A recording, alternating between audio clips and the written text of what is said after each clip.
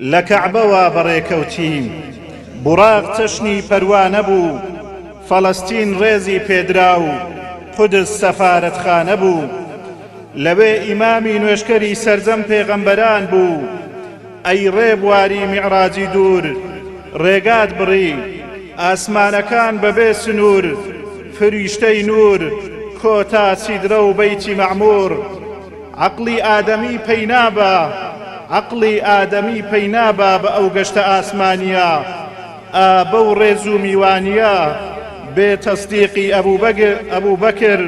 تێناگا بەو ئاسانیە بە میعراجی ڕێز و شکۆ چوویتە خزمەتی خودای باری بۆ سەرزەوی هاتیتەوە نوێژت هێناوە بە دیاری تا میعراجی ئیماندار بێ پاشی خۆت بۆ یادگاری کاتێگەشتی میعراجی تۆ لە مەککەدا بوو بە هەواڵ بتپەرستی باوەڕ بەتاڵ